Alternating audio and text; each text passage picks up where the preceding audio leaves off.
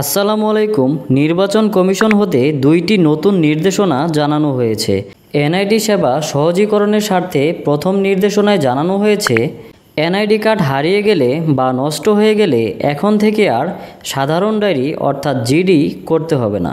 আগে যেমন NID card হারিয়ে গেলে বা রিইস্যুর মাধ্যমে নতুন এনআইডি উত্তোলন করতে হলে থানায় গিয়ে বা অনলাইনে একটি জিডি করতে হতো, এখন থেকে আর এনআইডি কার্ড হারিয়ে গেলে বা রিইস্যুর মাধ্যমে নতুন এনআইডি কার্ড উত্তোলন করতে কোনো প্রকার জিডির প্রয়োজন নেই। আপনার এনআইডি কার্ড বা স্মার্ট কার্ডটি হারিয়ে গেলে বা নষ্ট হয়ে গেলে অনলাইনে আবেদন করে অথবা আপনার উপজেলা নির্বাচন কমিশন অফিসে গিয়ে ফরম 6 পূরণ করে 236 টাকা অনলাইন মোবাইল ব্যাংকিং অর্থাৎ বিকাশ, নগদ, রকেটের মাধ্যমে প্রদান করে ফর্মটি জমা প্রদান করবেন। কিছুদিনের মধ্যেই আপনার দেয়া মোবাইল নম্বরে 105 হতে SMS-এর মাধ্যমে এনআইডি কার্ড প্রাপ্তির বিষয়টি জানিয়ে দেওয়া হবে।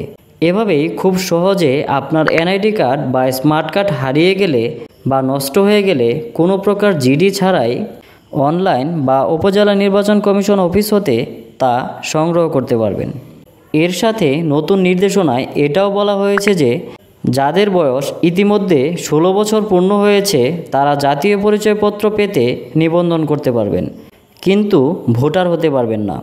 অর্থাৎ 16 বছর বয়সেই এনআইডি কার্ড করতে পারবেন, তবে 18 বছর বয়স পূর্ণ হলে তারপর ভোটার হতে পারবেন। নির্বাচন কমিশনের এই দুটি পদক্ষেপ কেমন হলো তা অবশ্যই কমেন্টে জানাবেন। ধন্যবাদ।